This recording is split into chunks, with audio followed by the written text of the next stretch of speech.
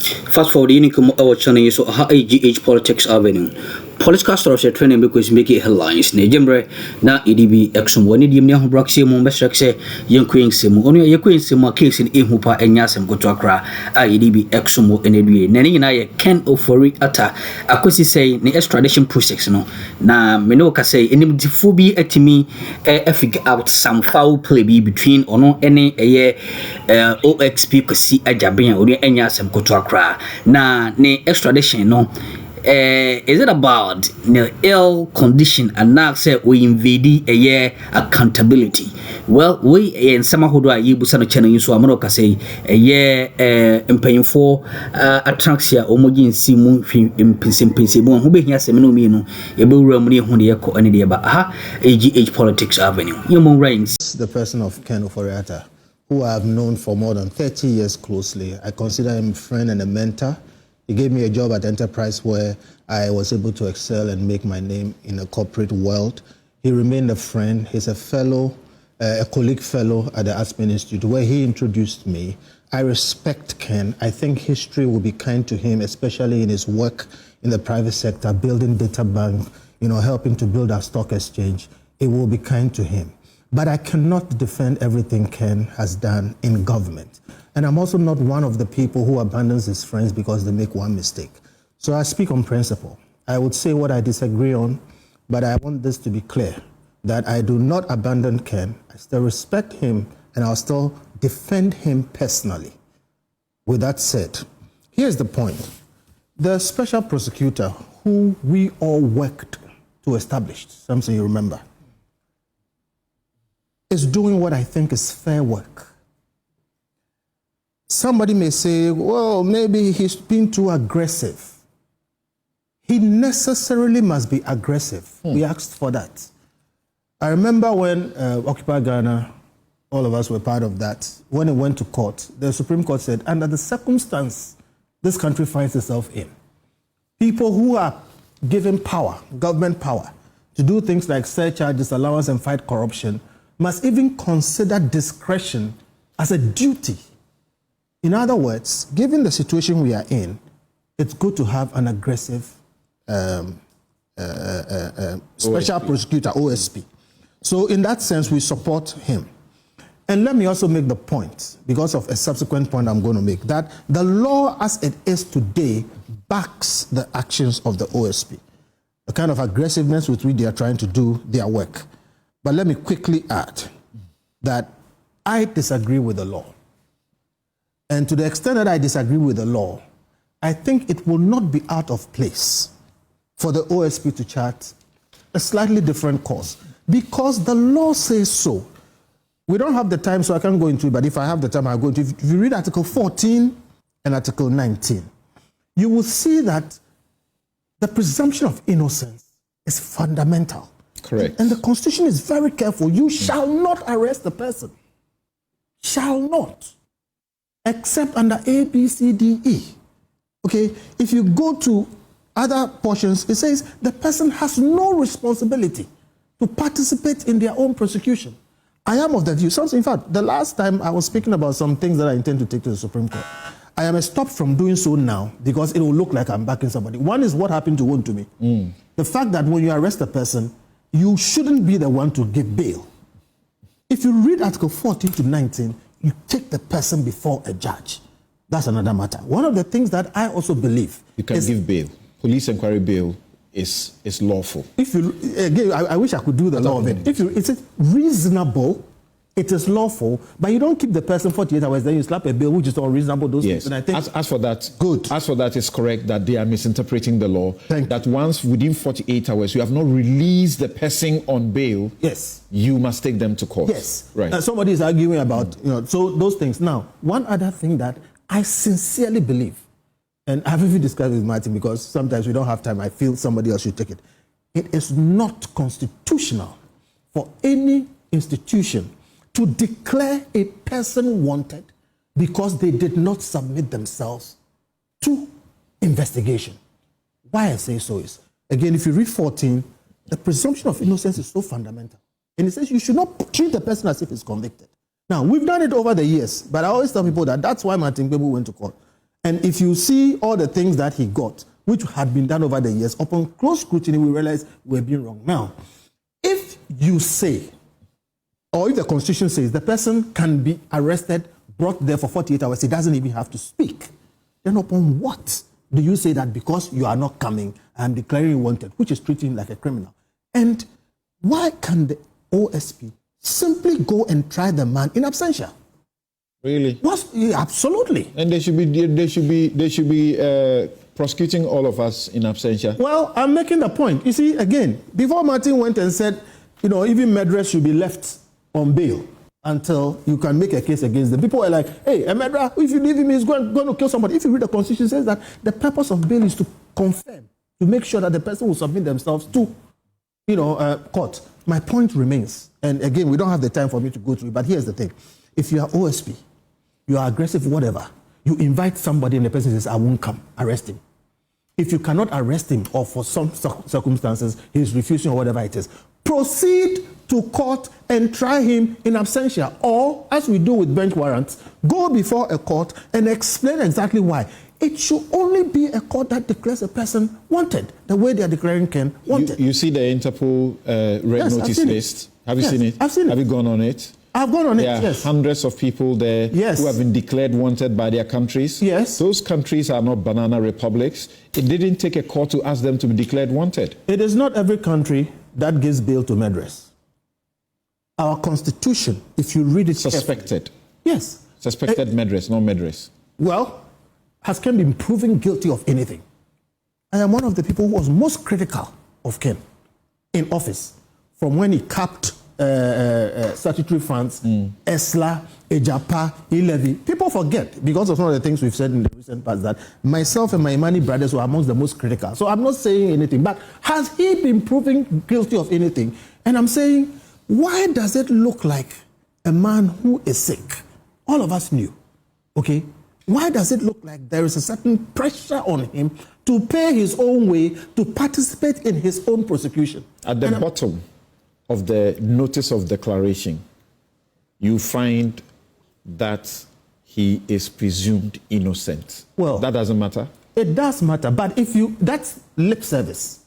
If you claim the person is presumed innocent. Let's not take some, let's take all of it. Yes, I'm taking all of it. The declaration contains a caveat that the person is not guilty until proving so. But wherever he goes under Interpol, he can be arrested and detained and sent into Ghana and like that's a criminal. A global lawful Does it make process. It right?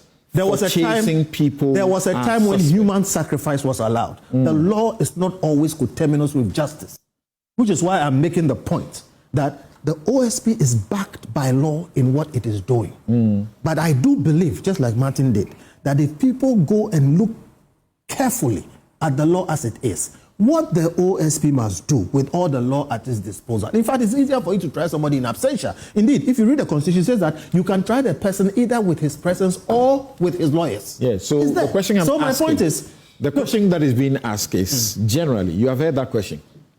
So you want us to create a precedent where I can decide to steal as much as I can steal from Ghana. All I need to do is to just escape from this country. No. And not make myself available. You say the OSP must arrest the person, or law enforcement must arrest whoever they suspect, if they must arrest them. They have gone to court. They got a warrant to arrest. The warrant to arrest may have a limitation to this jurisdiction, but they are able to trigger it beyond the jurisdiction because of Interpol, to say, we are looking for Samson Ladi. He may be in your country. It's the reason we have signed the mutual legal assistance law. So if you find him, bring him to us. The same way if somebody leaves your country, like they go to Canada and steal cars and bring to Ghana, and they are running away, arrest them for me and bring them. What's wrong with that system? This is the problem. The person is sick or claims to be. He is in a situation where he says, I cannot come down. That's one. The law allows you to proceed against him in absentia. So, if you want to arrest the person, you haven't gone before a judge or anything. and by yourself, you have triggered the Interpol, whatever. I said the law backs what you are doing now. There's a warrant, meaning you have gone before a judge. There's a warrant for arrest. My point is this. There is a law that allows the OSP to proceed in absentia against this gentleman. Why have they not proceeded to try him in absentia? Because look, you know, Sedina Tamaklo or so, tried, convicted, sentenced, and then she absconds. If you put... Sedina was arrested. Sedina appeared before the court. Her plea was taken. I make a different point. In the course of the trial, she runs out of the country. My point is... And as we speak, there are processes to arrest her. She ran.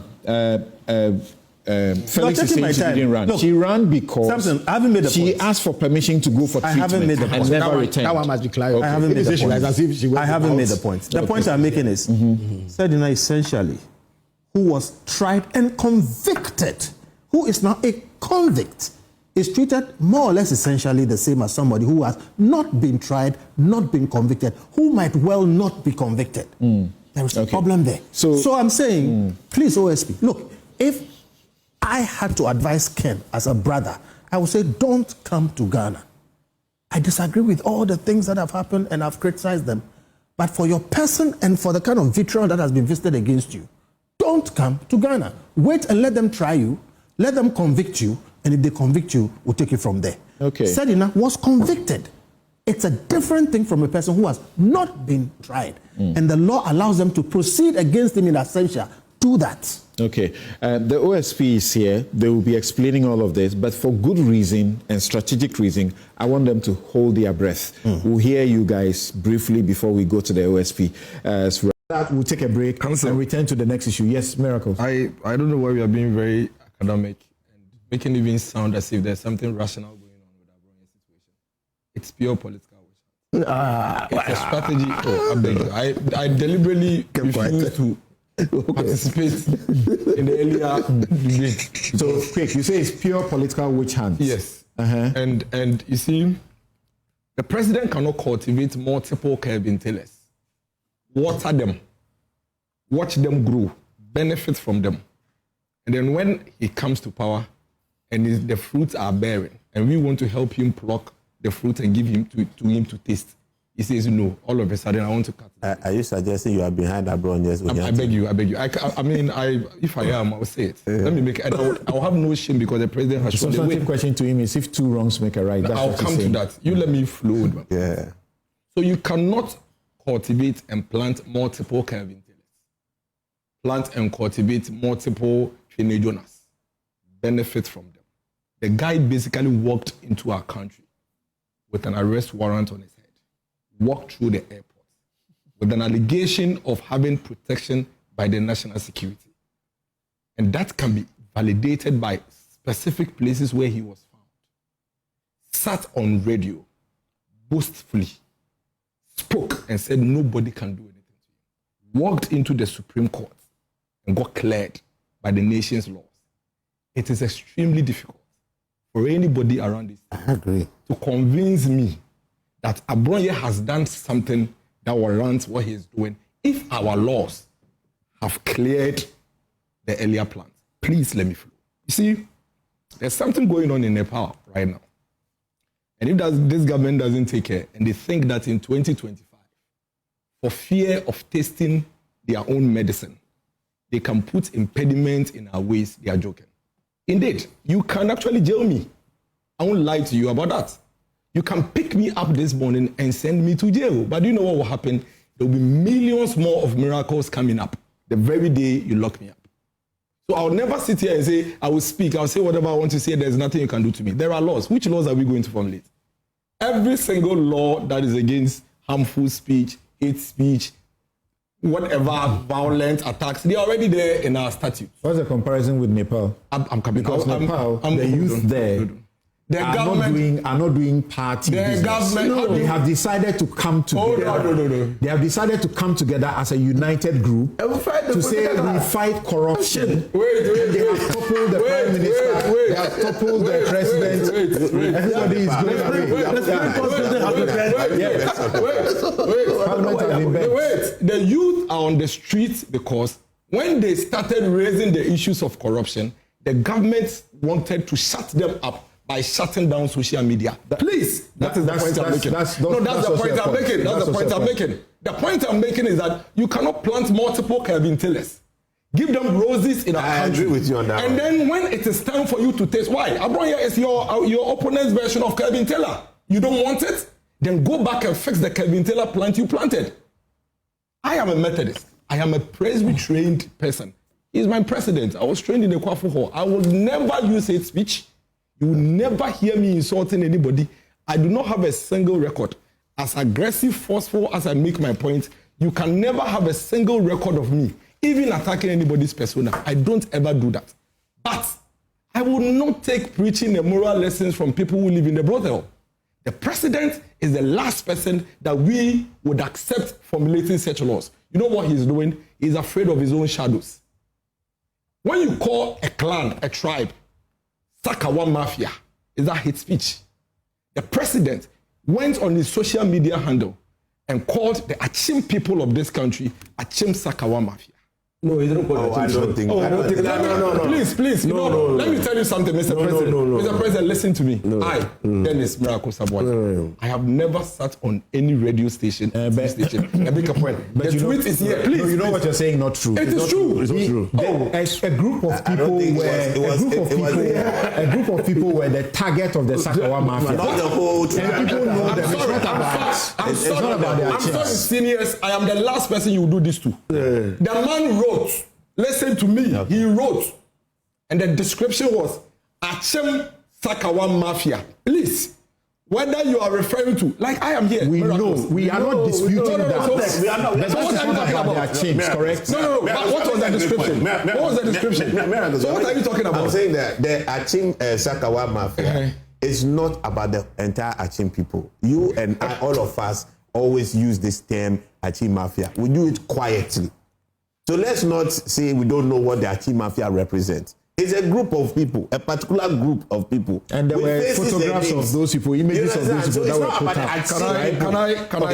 Let's have him make it. Can I please insist on the point I'm making? Go ahead. Without being gaslighted.